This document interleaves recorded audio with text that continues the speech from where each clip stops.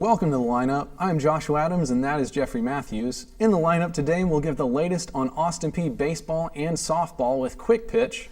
Then some grown men getting paid millions of dollars to play a children's game got into fistfights. Multiple teams. It was four teams.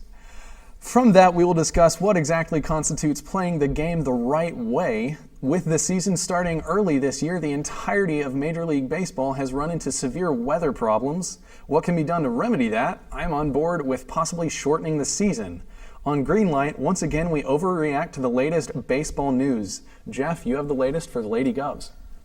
The Lady Govs lost to Jacksonville State in both of their games on Friday the 13th, making their overall record 24-14, and now their conference record is 8-4. The Lady Govs will be heading to Alabama today to play against Samford.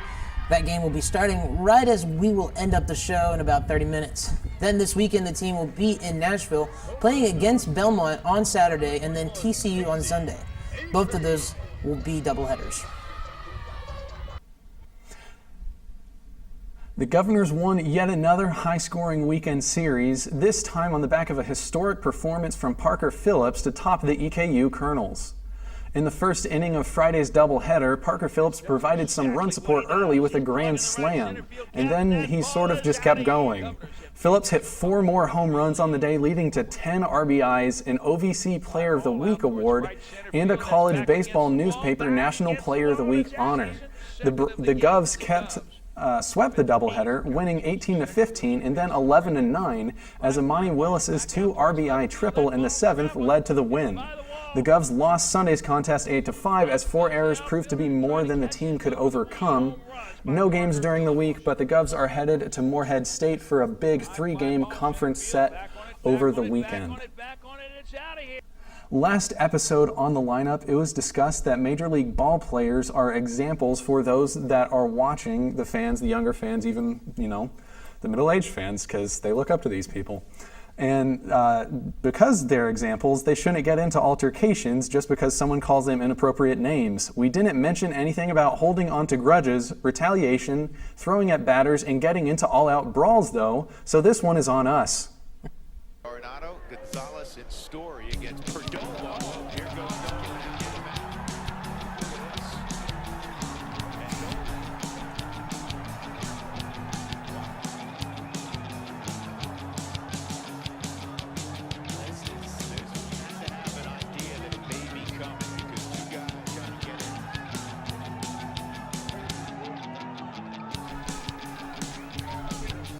Clearly, the lineup missed the mark with our dialogue. Because we didn't address the issue of throwing at batters or what to do when you're thrown at, Nolan Arenado didn't know any better than to try and attack Luis Perdomo. We sincerely apologize for this indiscretion.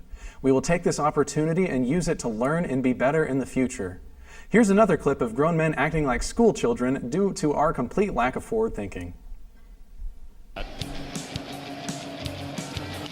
this time it's for real. Unlike the last time,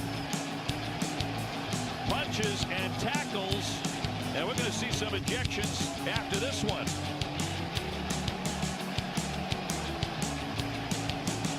Well, very clear that was in response to the slide at second base by Austin earlier in the game, and this is for real. He has to be pulled away. That wasn't even the first time benches cleared in that game. We discussed this at decent length last week, so we won't delve into it too deeply. Jeff, is this what you had in mind when you said ball players are examples? Absolutely. No. As a matter of fact, this is kind of the opposite. I will say this, though, with throwing at batters, if you're going to throw a 98-mile-per-hour pitch at somebody's anywhere on their body, really, ankle, elbows, head, you should expect to have a lot of backlash from that. And unfortunately, if someone threw at me 98 miles per hour, I'm not saying I couldn't have the same reaction as that. I mean, it's not the best situation to be in if you're the batter. No. Because, it's a 12-ounce ball. It's cork, twine, then cowhide stitched together with 108 stitches. That hurts. A little bit. That hurts a lot. So, I can obviously understand getting upset, but I don't subscribe to the theory of this is the right way to play. really? I don't think that this is how you're supposed to react. I think a bigger argument on that is you shouldn't be throwing at batters. Yes, no, you shouldn't. And I think problem number one is you're putting someone's, and I'll even go, like, you're putting someone's life in danger when you throw them at 98 miles an hour. Because if you're planning on throwing the ball at the batter, and let's just say you accidentally let the ball slide up a little too high, and you catch them in the head, that could kill them. At 90 miles an hour, that could kill them. And to have a batter act that way, I'm not too surprised. I'm not for fighting in baseball. However, at one point you have to, me personally, I have to draw a line as to like when I know I'm going to react. I think that it's more react with your play.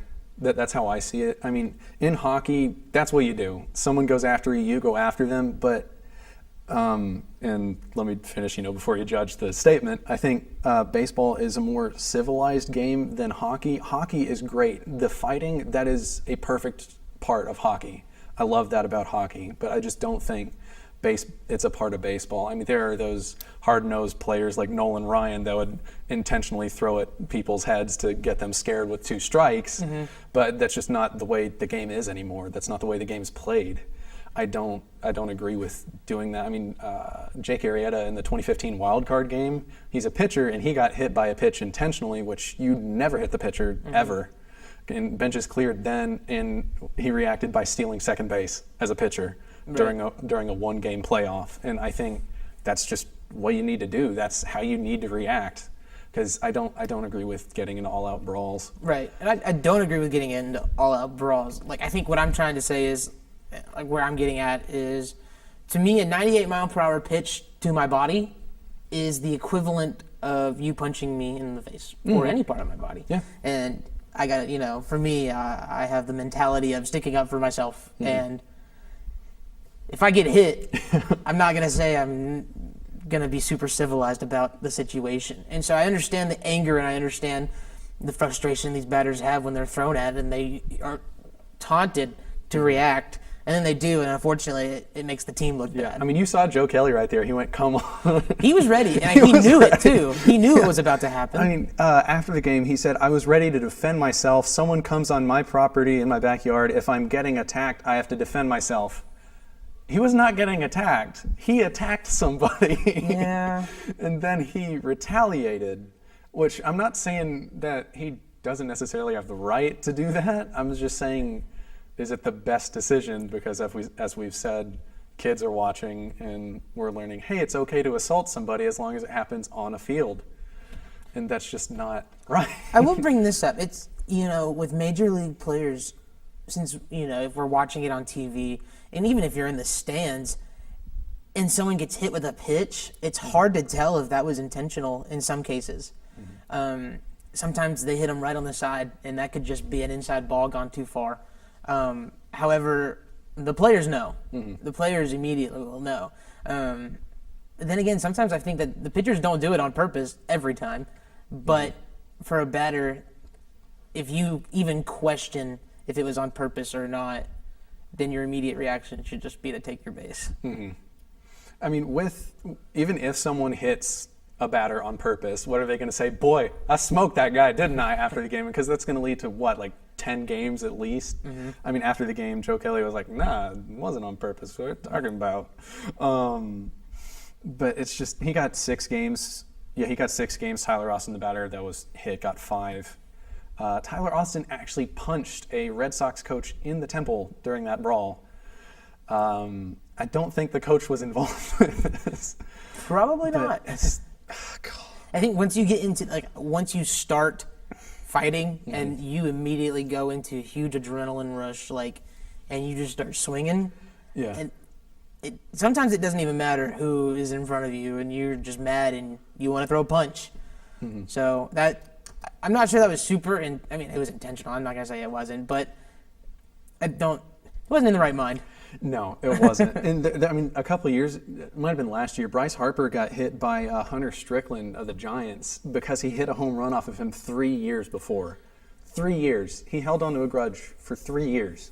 I don't think that constitutes playing the game the right way. Right. It was that's something. Holding grudges in baseball. These players will remember something 3 years, 10 years.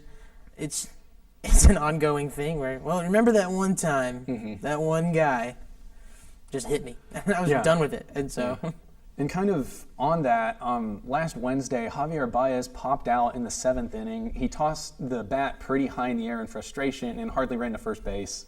Pirates manager Clint Hurdle was not happy with Baez, with what Baez had done, and he said, "You watched their kid flip that bat last night. Where's the respect for the game? The guy hits 4 homers in 2 days, so that means you can take your bat and throw it 15, 20 feet in the air when you pop up like you should have hit your 5th home run." I would bet that men over there talk to him because I do believe they have a group over there that speaks truth to power. And again, that was Pirates manager Clint Hurdle. There's a lot to unpack in that. What do you get from that?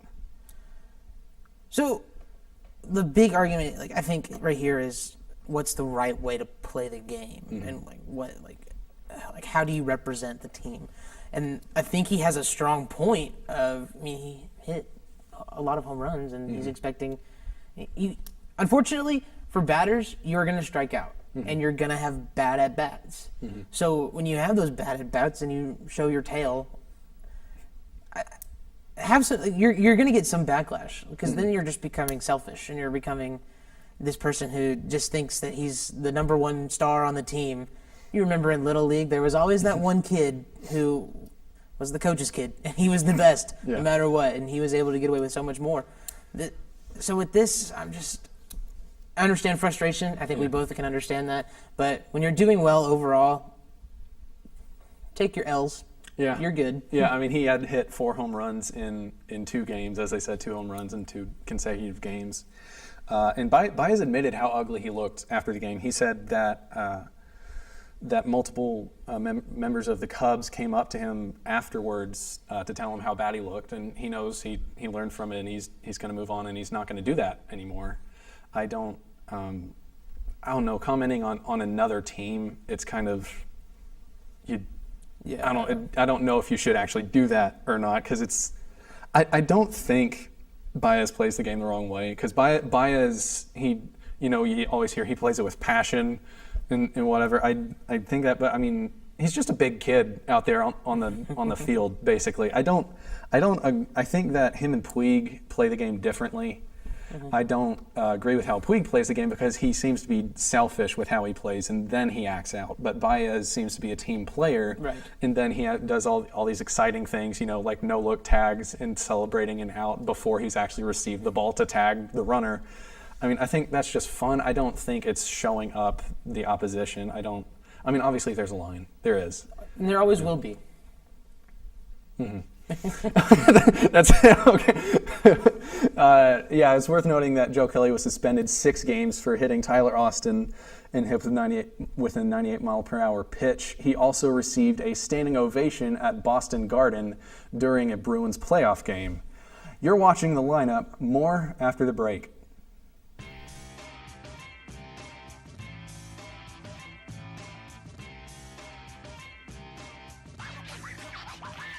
0-1, hit high and deep. Back of the end zone. Brown got it. Four drives inside, put it up. This one swung and missed it. Now Smith again, block point check. Nice turnaround by Johnson. Near post. Kick in. Any place, anytime. Find it here. The OBC Digital Network. How will you lead to a better future? Will you lead through life-changing innovations? Or will your leadership shine through the quality of your work? Success is defined by the individual. So it's time to think about the person you want to be and where you will learn to lead through excellence. It's time to become a governor at Austin Peay. Oh, hey, we're back on The Lineup. Joshua Adams with Jeffrey Matthews. I'm a Cubs fan. Jeff is a Braves fan. This weekend, both of our teams faced off in some of the worst weather baseball has ever been played in. What did you think of that? Because there was a lot of comments, and I think you specifically have one from Freddie Freeman about the game, because they were not happy with that game. Even Joe Madden said that that game shouldn't have been played, and I agree with him. I don't have an exact quote, but I paraphrased here.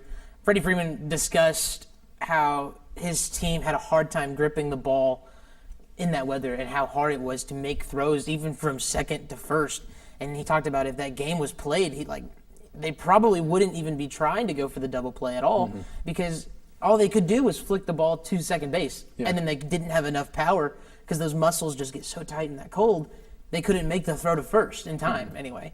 And so that game, I watched a little bit of it, and it looked rough. It looked freezing cold. It's not baseball weather. I mean, it just isn't. Right. I agree that with Joe Madden that the game shouldn't have been played at all. The entire AL Central, I mean, just the weather's been terrible this year in general. The entire AL Central was postponed on Sunday. All 5 teams. But who does playing through this weather help? Honestly, I mean, it's just because the schedule is so strict and it's so tight that they try to get in the game because they don't have that many off days, and when they do, they really want to do it. Right. But I mean, the players are miserable. I mean, it's the White Sox had horrible attendance on a game the other day. It's just the players are miserable, the fans are miserable. Nobody's enjoying this, and then, I mean, unlike the Braves and Cubs game in which it was 10-14, usually they're low-scoring games, so not only are they miserable, they're boring. Right. And I think I talked to you before. As a fan, I've gone to games, and I think it was a Colorado Rockies game a couple years ago, and it started raining. And even just the rain, I didn't want to sit in the stands. I didn't want to sit there and get soaking wet to watch a baseball game.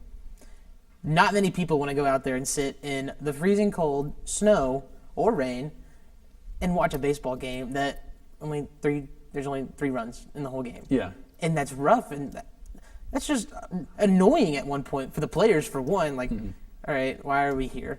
Like, why are we playing this game right now? I mean, the Braves reliever Luke Jackson, he said, if we all don't come out of here with pneumonia, I think we'll be all right. So that's how cold it was. And that's how, it was just cold and wet and nasty weather. And the Braves were sitting out there. The content of the game I'm not too happy about. But it was interesting to watch the game because you could tell by just looking at the players when they're playing, they're having a hard time with everything. Yeah, I mean, they're miserable. They're wearing the balaclava. Is that what it's called? The ski mask that you can only see like this.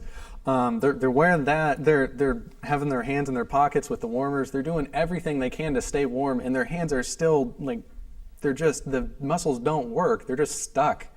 And that Braves game was, I mean, when let's think. The Braves were up 10-3 in the 7th, and then the Cubs got the bases loaded, which is already dangerous. And then our pitcher, I don't remember who was pitching at the time, walked people back to back, and there was a hit at one point, and you could just tell the Braves had no energy to get to the ball and make a play. It was that cold. They all their muscles were just so tight, and they could not move. It was just a struggle for the Braves because Atlanta is a very hot place usually, so they're used to playing in 100-degree weather. Going up to Chicago where they're born in an igloo, in a freezer. I mean, the Cubs game last night, when it at first pitch with wind chill, was 29 degrees at first pitch. I think that the schedule needs to change so that they can accommodate these postponements more. And a lot of people are for shortening the season. And on this show, we've kind of found out that I'm usually a stick to tradition kind of guy. Right. But I think I'm coming around to maybe shortening the game a bit. I'm thinking maybe 154 games. That's cutting 8. It's not too many. And then have scheduled double headers. Because I was thinking maybe 10 or so. Because then that gives you 5 extra off days along with all the off days that you're getting from eliminating 8 games. That doesn't really hurt records that much. I mean, it's 8 games. I mean, you could probably cut out 8 games where you go hitless But I mean, obviously those 8 games will still exist if there's a 154 game season. Now, the MLB doesn't do any more doubleheaders, correct? Or do They still do with makeups. A scheduled doubleheader is not common at all. Okay. See, I think me and you have talked about this before. I am all for doubleheaders. It used to be you could buy a ticket to go watch doubleheaders, and now it's sold separately. And then also they're like you paid for both games at regular price. And that's one of the things that I'm not necessarily for with reducing the amount of games, because it will increase ticket prices, and we've already discussed ticket prices are too expensive right now for baseball. It's just too much. Right. I mean, especially at this time when you're going to pay, I don't know, give me a number, $79 to go watch a baseball game, and you get there in a wind chill of 29 degrees, and you're miserable. Granted, 79 would be a good seat. It would, but you're right. You want a good seat. Yeah, exactly. You want a good seat. No one wants to go sit in, the nosebleeds of left field. Yeah, and then me saying, "Was that a hit?" I can't. Can you tell me what that? Yeah. I mean, Anthony Rizzo, the Cubs' first baseman, flat out said, "We play too much baseball." That's what he said. He said, "In a perfect world, we'd start the season later and play a few scheduled doubleheaders going into an off day. As your fan, you're going to a baseball game in April. It's raining, snowing, with freezing rain. Is it really that much fun?" That's my question. So, at least one player feels the same that we do, that it's not helping anybody to play through games like this. And this was the earliest start ever this year for baseball. Right. But so if you shorten the season, you can start it later, but that would also reduce off days. I mean, I think maybe start it where it was, first week of April or something like that, and then play 154 games and have a good amount of double headers, and it can really help reduce the wear and tear on the players, and it can help ease the blow of postponements. That's what I was going to bring up to you right after you finished up there was, if you reduce these games, like if you take some games out, like you said, 8, that could be huge for players because that gives them more time to rest up, for one, and then also it's less games for them to get injured. Yeah. So a small percentage could end up not getting hurt. Like injuries would go down by a small number. I don't think it would be huge, but that could be huge for a specific team. Like let's say Bryce Harper, gets hurt in whatever a game. But if you take that game out of the equation, then he's still fine. But, I'm just saying there's parts of that where I feel like could really help the injury portion of the sport. It'll reduce wear and tear injuries. Right. And I completely agree. It would help it to a severe extent. And there's another thing that some people have suggested, maybe increasing roster size so that players get more rest. 25 man, that's the way it's been for as long as I know. Right. But they added 26 man for double headers. One player, whoop-de-doo. Yeah, that's not a whole lot. But usually they give like a long reliever or bring up a starter from AAA to help. One of the things that Rizzo suggested was 140 games. That's cutting out 22 games. That's a lot. That is a lot of games. It does get right to the games that you actually want to go to, because that means you could start, early. You could start mid-April, and then you would get it there, and then the season wouldn't go into November anymore. So that would really help. But that baseball is so fluky, and you need such a massive sample size. Right. That's what I was going to say. That it would lead to more iffy teams getting into the playoffs, and more teams that are good but haven't necessarily found it yet missing the playoffs. There was some article forever ago, I'm sorry, I don't remember it, that said that maybe the correct length of a season would be 200 games. That's the sample size that you need to actually find the talent level of each team. Man, that's a lot of games. That is a lot of games. It really is a lot of games. All right, we're going to go ahead and send it to a break. When we come back, we overreact to the past week of the season.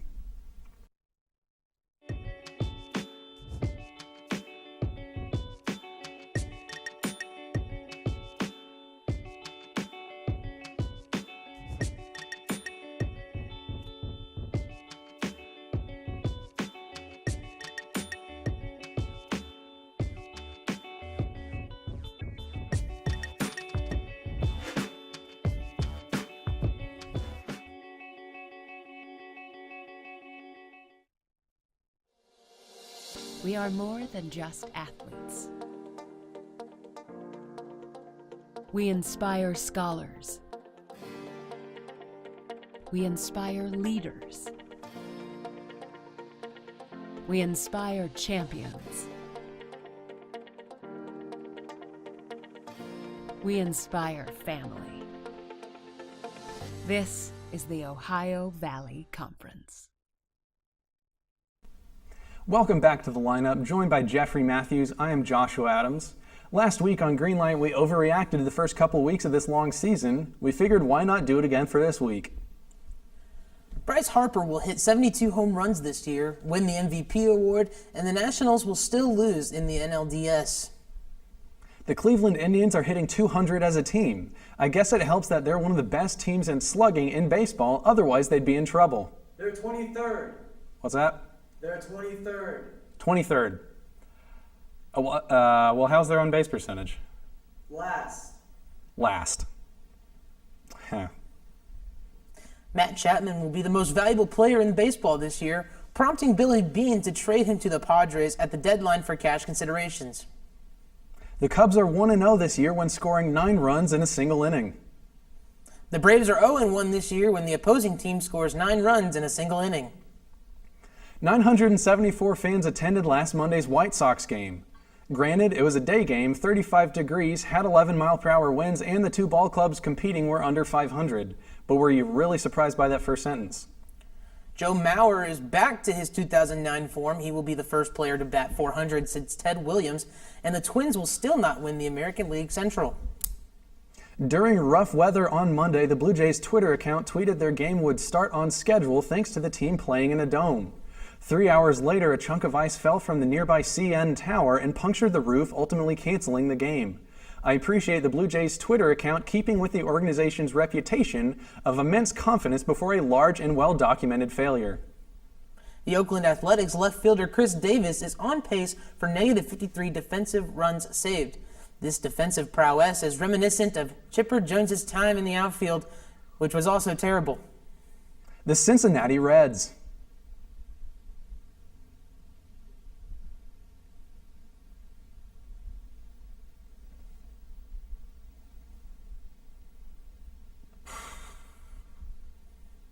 It's shutout or lose for the Kansas City Royals as they have lost every game in which the opposing team has scored.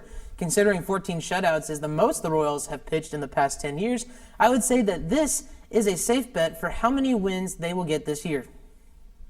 Kenley Jansen's career is over. Jose Bautista has signed a 1-year deal with the Braves to play third base, which is only marginally better for the Braves than not having anybody play the position at all. I mean, so how do you feel about Bautista signing with the Braves? It was a minor league contract, but we've discussed he's not great. He's not the best player. He's aggressive. We've seen him in fights many times. I forgot who punched him really hard in the face. Ruben Odor. That's right. But that was interesting, and I really hope he doesn't bring that aggressiveness to the Atlanta Braves. Well, he actually got into somewhat of an altercation with the Braves last year. He did. Because he hit a home run when they were down by like 8 runs. The Blue Jays facing the Braves were down by like 8 runs. And then he like flipped the bat, and then the Braves just kind of stared at him like, dude. One thing I hate. Okay, bat flipping we've already kind of discussed a little bit, but I will say this about Jose Bautista. He does it so many times. I think it's every time that he's like hits a home run or hits a good shot, he flips the bat. Yeah. It gets annoying pretty quick, especially if like you're the team that he does it to. It just gets annoying. And like I said, like the Braves, I don't want that aggressiveness, like showing your tail type thing with the Braves. And bringing Jose Bautista in, I feel like we're going to get that. Yeah, it's not necessarily great for all the young players they all have that are going to be coming up and that are coming up. I mean, are on the team right now. You know, Dansby Swanson, Albies, right? That's his name, and Acuna is about to come up. You love, but it's not a great example for them. I mean, it's just that's not. I mean, as we've discussed, it's not the right way to play the game. So, I mean, we just don't want the young players, seeing that. And one last thing for me, it's just not how the Braves play. And you see that. They don't usually get into altercations often. I think the last one they had not too long ago was with Jason Hayward, which was actually a good amount of time ago. We've reached the end of the lineup. For Jeffrey Matthews, I'm Joshua Adams. Be sure to subscribe to the APSU.TV YouTube channel so that you get as much Jeff in your life as possible. Thank you for tuning in, and see you next week.